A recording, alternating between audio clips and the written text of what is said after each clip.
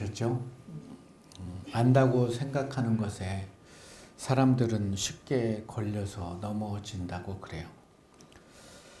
그런데 또 더 잘 안다고 생각하는 것 때문에 더 앞으로 나아갈 수 없게 된다고 하죠. 내가 뭘 모르는지를 아는 것만큼 소중한 건 없다. 가치를 알면 가격에 휘둘리지 않죠. 진실을 알면 사람들의 말에 또 흔들리지도 않습니다. 그렇다면 여러분들은 하나님의 말씀에 얼마만큼의 가치를 두면서 살아가고 계십니까?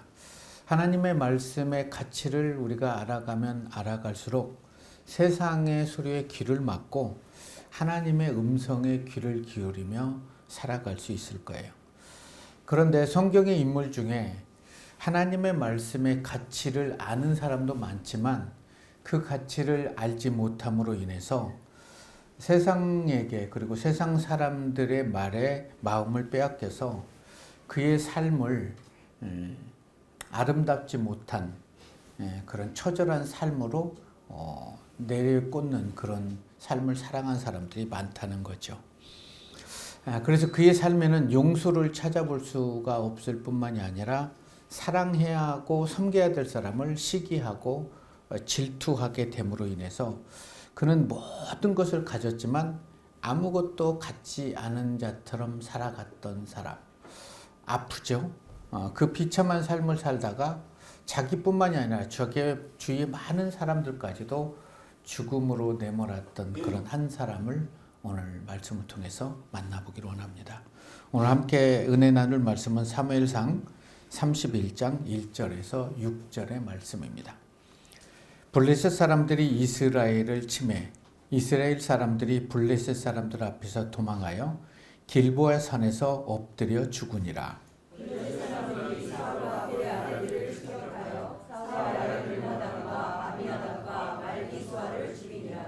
사울이 패전함에 활 쏘는 자가 따라잡으니 사울이 그 활 쏘는 자에게 중상을 입은지라.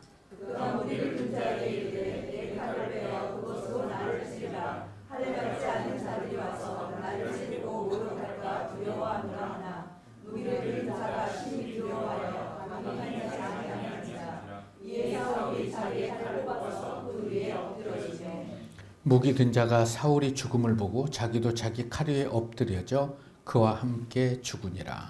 사울과 그의 세 아들과 무기를 든 자와 그의 모든 사람이 다 그날에 함께 죽었더라. 오늘 본문은 썩 기분이 좋지 않죠. 반복되는 단어가 있다면 죽었더라, 죽었더라, 죽었더라입니다. 생명을 살려야 될 자가 하나님을 떠남으로써 나도 죽고 주위의 많은 사람들을 죽이게 되죠. 사사시대는 시간이 지나면 지날수록 처참했죠. 그래서 사사시대 사사기의 마지막 장은 21장이고 마지막 절은 25절인데 그때 이스라엘의 왕이 없으므로 사람들이 각기 자기 소견에 옳은 대로 행하였다라고 기록을 합니다. 이스라엘의 왕이 없다는 것은 이스라엘 백성들의 삶에 하나님을 상실했다는 것이지요. 하나님을 왕 되심을 거부했던 시대상은 참으로 참혹합니다. 우리가 본문을 들어가기 전에 왜 이렇게 참혹할 수밖에 없는가? 사사기 19장을 들여다보면 에브라임 산지에 살고 있는 한 레인이 첩을 얻게 됩니다. 그런데 그 첩이 다른 사람과 바람이 난 거예요. 그리고 자기 고향 집으로 들어가 버린 거죠. 베들레헴에 있는 자기 아버지 집에 있을 때 레인이 다시 그 첩을 설득해서 데려오려고 그 장인 집에까지 가게 돼서 설득해서 데려오고 있는 도중에 어느 노인 집에 유숙을 하게 됩니다. 그런데 그 지방이 베냐민 지방이었는데 베냐민 지방의 불량배들이 그 남자 레인을 끌어내라, 우리가 상관하겠다 라고 얘기를 하죠. 상관한다는 것은 남색을 하겠다는 거죠. 마치 창세기에서 소돔과 고모라에서 일어났던 그런 일들이 펼쳐지게 되는 거죠. 그래서 아니다. 그리고 그 노인이 남자를 가까이 하지 않은 딸을 내어놓겠다. 그리고 이 사람의 첩을 내어놓을 테니까 이 사람만은 건들지 마라. 그러나 그들이 그런 말에 듣지 않기 때문에 레인이 자기 첩을 내놓게 됩니다. 그래서 그 동네의 불량배들이 밤새도록 레인의 첩을 음행하고 놓아줘서 새벽 미명에 이 여인은 그 노인의 집 앞에서 죽게 되는 거죠. 아침에 길을 떠나려고 이 레인이 문을 열어보니까 자기 아내가 죽게 된 거예요. 그 죽은 아내를 낙에 싣고 이제 자기 집으로 돌아와서 그 여인을 칼로 12토막을 내서 이스라엘 12지파에게 보내게 되면서 이스라엘에 어떻게 이러한 일이 있을 수 있느냐라고 얘기를 하니까 각 지파의 장로들이 모여서 회의를 하게 됩니다. 이건 회의할 일도 아니고 레인이 첩을 둔 것도 어이가 없는 일이고 정말 이스라엘 백성들로서 할 수 없는 짓들을 하게 되는 거죠. 그래서 그 회의 결과를 모아서 베냐민 지파에게 보내서 그런 일을 행한 자들을 우리에게 데려와라. 우리가 처단하겠다. 그때 베냐민 지파가 보낼 수 없다. 그러면 우리는 전쟁을 해야 된다. 그래서 11지파와 베냐민 지파와 전쟁을 하게 됩니다. 그래서 베냐민 지파가 2만 5천 명이 죽임을 당하고 살아남은 자가 600명이었어요. 이렇듯 암울한 시대 속에서 하나님을 향한 갈급함을 안고 기도했던 한 여인의 기도를 들어주시고 그에게 아들을 주셨는데 그 아들이 사무엘이었죠. 성경은 사무엘이 사는 날 동안에 세상에 빼앗긴 이스라엘 백성들을 하나님께로 돌이켰다라고 기록을 합니다. 이런 사무엘 같은 사람이 많이 있다면 얼마나 좋겠습니까? 세월이 흐르고 사무엘이 늙었어요. 그래서 그의 아들들을 사사로 세웠는데 사무엘처럼 하나님 앞에 경건하지 못하고 성전에 예배드려온 여인들을 겁탈하고 하나님께 드리는 물건들을 자기 마음대로 써버리는 이런 엘리 제사장의 아들들을 반복하듯이 이스라엘 백성들이 보기에 좋지 않았어요. 그래서 장로들이 얘기를 합니다. 이제 사무엘 당신은 늙고 당신의 아들들의 행위는 우리가 참아 볼 수가 없다. 그러니까 우리도 모든 나라와 같이 우리에게도 우리를 다스릴 왕을 주십시오. 라고 얘기를 합니다. 하나님이 왕임을 거부하고 이방의 왕들처럼 보이는 왕을 세워달라는 그런 제안을 들은 사무엘의 마음은 어땠을까요? 참혹했죠. 그런데 자기 아들들을 보니까 더 참혹하게 되죠. 사무엘은 어찌할 줄 몰라서 하나님께 기도를 하게 됩니다. 그때 여호와께서 얘기하죠. 백성이 내게 한 말을 다 들어라. 이는 그들이 너를 버림이 아니라 나를 버려 자기들의 왕이 되지 못하게 한 것이다. 아프죠. 이스라엘 백성들이 가나안 땅에 와서 살다 보니까 다른 나라들은 눈에 보이는 왕에 의해서 일사불란하게 막 움직이는 거예요. 그래서 이들도 우리나라에도 우리도 왕을 주십시오라고 해서 왕을 줬는데 그게 오늘 본문에 나오는 사울왕인데 이 사울왕은 처음에 딱 등장했을 때 보통 사람보다 머리 하나가 더 컸고 이스라엘 중에 이보다 멋지고 아름다운 자가 없었다라고 기록을 합니다.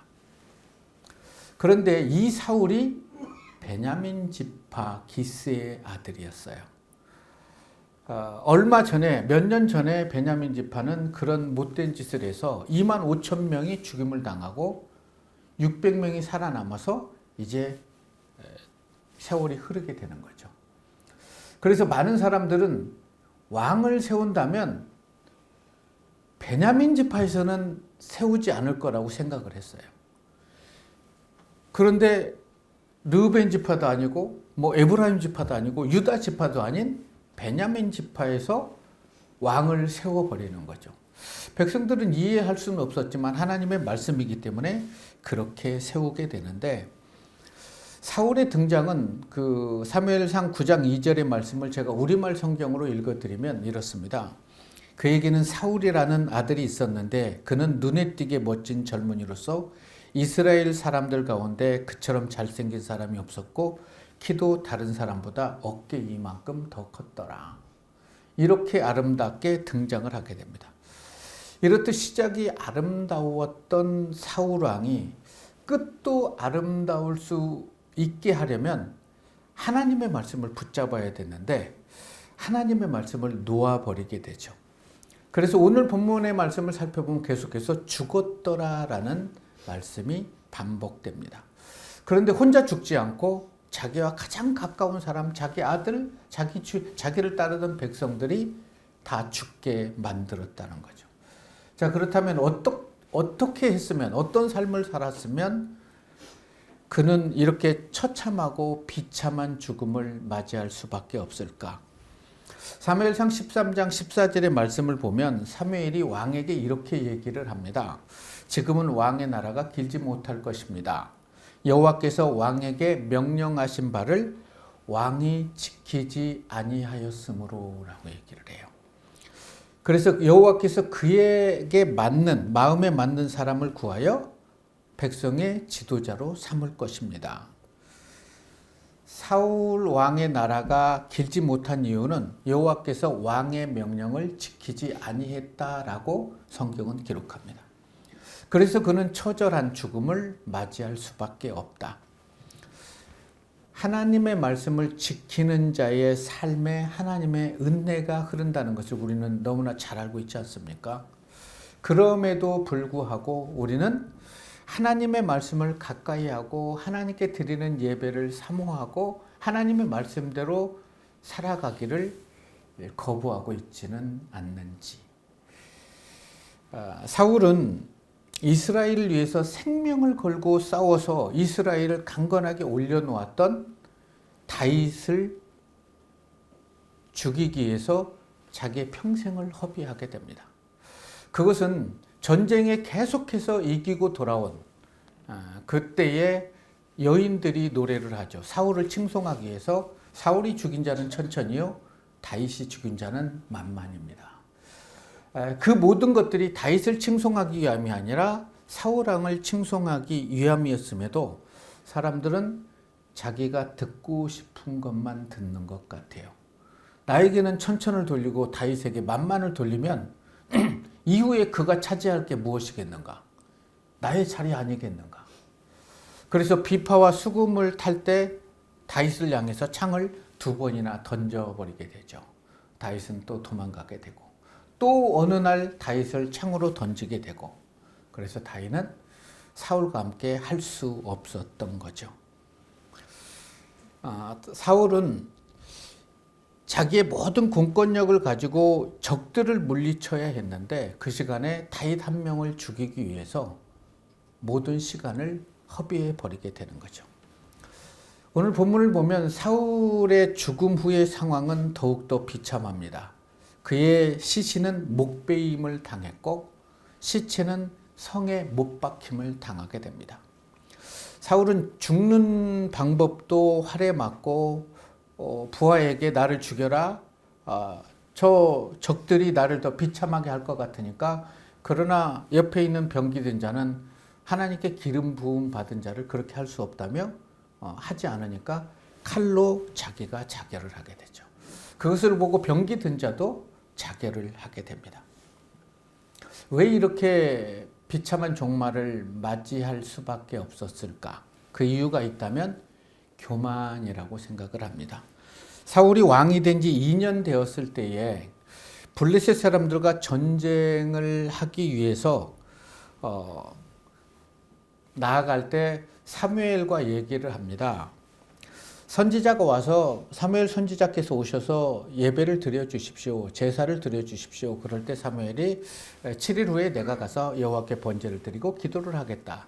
그런데 7일째 되던 날에 블레셋 군자는 막 밀려오고 사무엘은 오지도 않고, 조금을 기다리면 됐을 텐데 제사장만이 해야 했던 제사를 드려버리게 된 거죠. 제사가 마치자 사무엘이 등장하게 된 거죠. 사무엘은 깜짝 놀라서 왕이 왜 이런 일을 했습니까? 라고 했을 때 당신은 오지 않고 블레셋 군대는 밀려오고 백성들은 뿔뿔이 흩어져서 부득불 내가 제사를 드렸다라고 얘기를 합니다. 그때 사무엘은 얘기를 하죠. 왕이 여호와의 명령을 거역하였으므로 하나님께서 왕을 버리실 것입니다. 사람이 교만하게 되면 자기의 위치를 분별하지 못하는 것 같아요. 그래서 높이 올라가면 무소불위의 권력을 가졌을 때는 누구의 말도 귀에 들리지 않아요. 다윗을 살리려고 그의 아들 사울의 아들 요나단이 얼마나 애를 쓰고 아버지께 간언한지 몰라요. 그런데 그 가난한 아들에게 패역한 여자의 아들이다 라고 하면서 요나단까지 막 혼내고 죽음으로 내몰는 이런 일들이 펼쳐지죠. 그런데 그 사울의 아들 요나단은 너무나 괜찮은 사람이에요. 다윗을 살리기 위해서. 그리고 이후에 왕이 너가 될지 안다 라고 했던 그런 요나단은 사울과 함께 죽을 수밖에 없죠. 오늘을 살아가고 있는 우리들에게 오늘 본문의 말씀이 주시는 교훈은 뭘까? 하나님은 교만한 자를 물리치고 겸손한 자에게 은혜를 베푸신다는 거죠. 겸손이 뭘까요? 하나님, 저는 부족합니다. 내가 목사이든 직분자든 하나님의 은혜가 아니면 저는 살아갈 수가 없습니다. 저에게 성령님께서 저를 주관하여 주셔서 하나님이 원하시는 생각과 하나님이 원하시는 삶을 살아갈 수 있게 해 주십시오라고 기도하는 것이 저는 겸손한 삶이라고 생각합니다. 사울은 사무엘을 통해 말씀하신 하나님의 말씀을 웬만하면 무시를 하게 됩니다. 그래서 아말렉을 다 물리치라고 하고 다 죽이라고 해도 죽이지 않습니다. 사무엘이 찾아와서 얘기하죠. 왜 여호와의 말씀에 순종하지 않습니까? 그랬더니 다 순종했습니다. 그러면 지금 내 귀에 들리는 소와 양의 소리는 뭡니까? 라고 했을 때 그것은 백성들이 당신의 하나님께 좋은 것을 드리기 위해서 남겨놓은 것입니다. 라고 얘기를 합니다. 그때 사무엘이 이런 말씀을 하죠. 순종이 제사보다 낫습니다. 이러한 사울 왕에게 기름 부음을 하나님도 후회했지만 사무엘은 너무나 속상해서 그를 위해서 평생을 기도하고 죽는 날까지 그를 만나지 않아요. 사무엘이 죽었어요. 이스라엘은 점점 나락으로 내려가고 있을 때 사울은 변장해서 신접한 여인을 만나서 사무엘을 들어 올리게 하는 이러한 참 웃지 못할 일을 행하게 되는 거죠. 오늘 본문 1, 2절의 말씀입니다. 블레셋 사람들이 이스라엘을 침해 이스라엘 사람들이 블레셋 사람들 앞에서 도망하여 길보아 산에 엎드려 죽으니라. 블레셋 사람들이 사울과 그의 아들을 추격하여 사울의 아들 요나단과 아미나답과 말기수아를 죽이니라. 아프죠? 이스라엘 사람들이 블레셋 사람들에게 죽임을 당합니다. 그리고 사울과 그 세 명의 아들, 그리고 병기든 자, 그리고 많은 사람들이 죽음에 이르게 되지요. 40년의 세월을 이렇게 빨리 지나갈 줄 사울 왕은 알았을까요?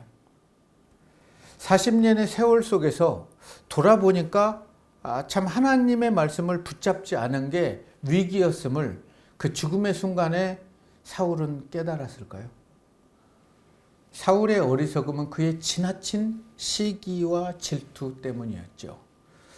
시기와 질투가 나에게 다가오면 눈과 귀를 멀게 된다고 그래요. 그래서 보여야 될 걸 보지 못하고 들어야 될 걸 듣지 못하게 되죠. 그로 인해서 이스라엘 백성들은 블레셋에게 패배를 하고 죽임을 당하게 되죠.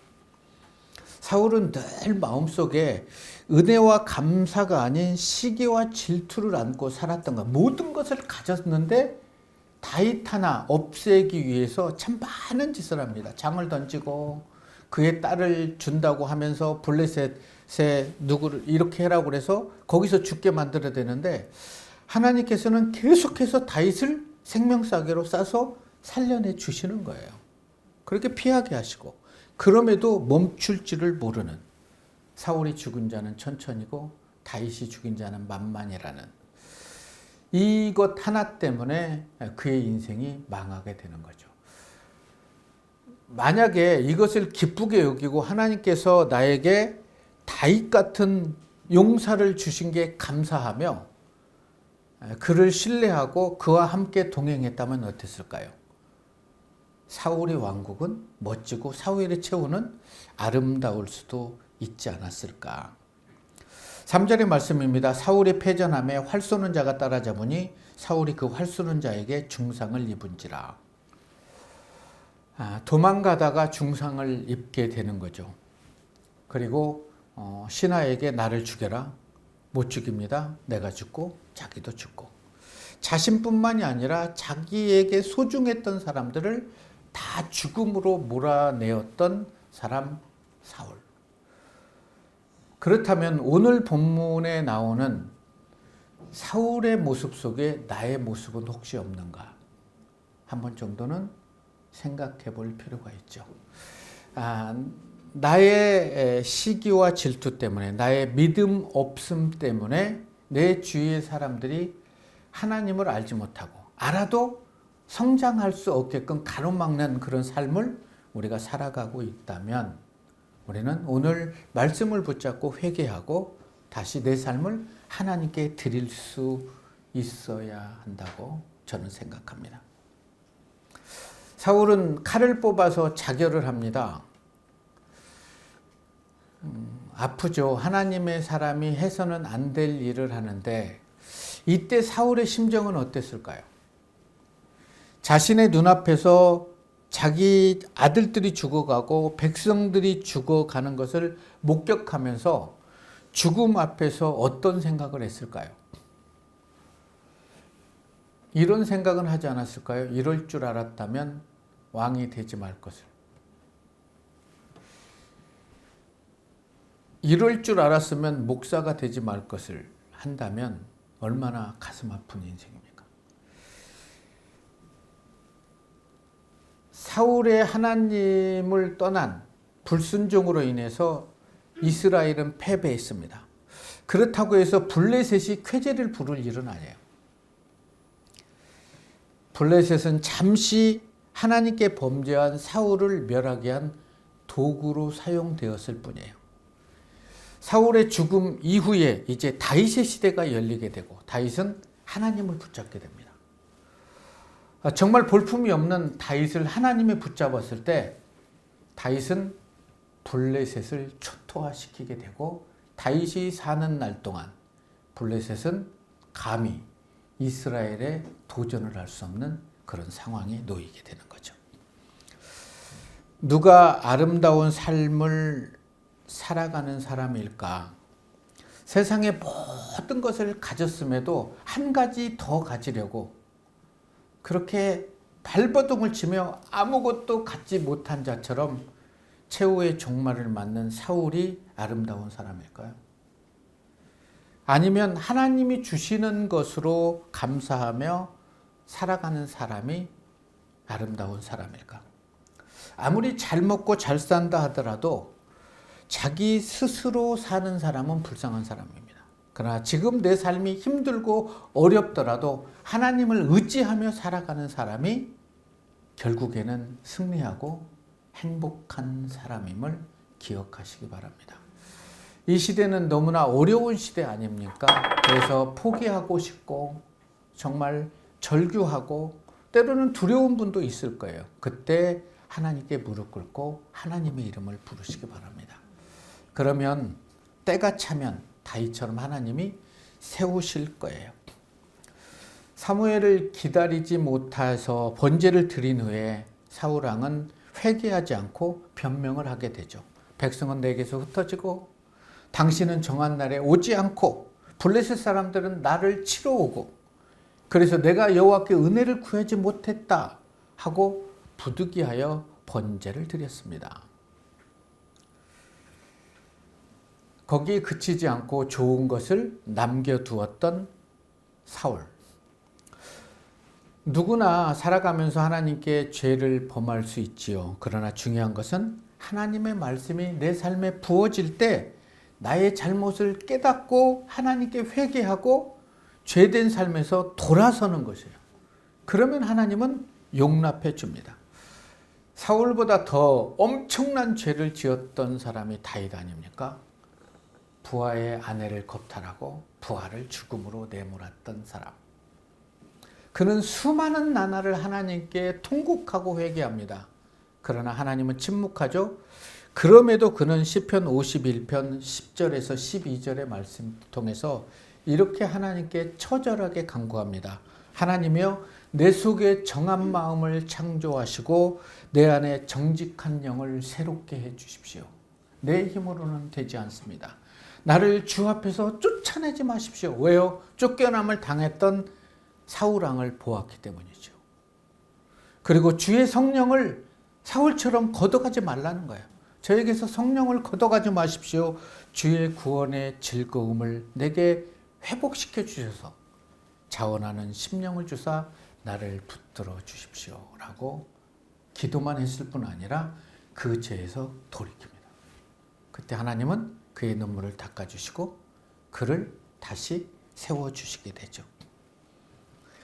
이런 다윗처럼 사울도 이렇게 회개하고 돌아섰다면 이런 죽음을 맞이하지는 않았겠죠. 그의 가족 모두가 죽임을 당하는, 그의 백성들이 죽임을 당하는.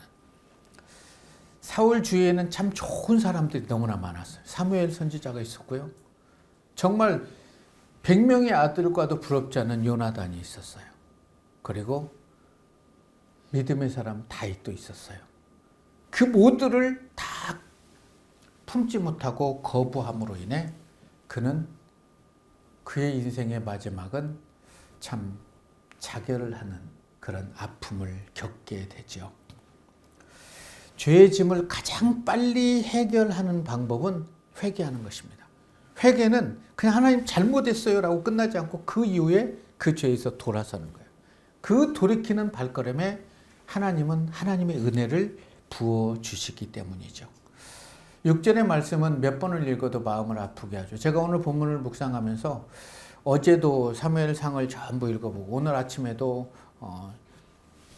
1시간 반을 수목으로 걸으면서 31장까지를 다 이렇게 읽고 생각하면서 이 마지막 6절이 너무나 가슴이 아픈 거예요.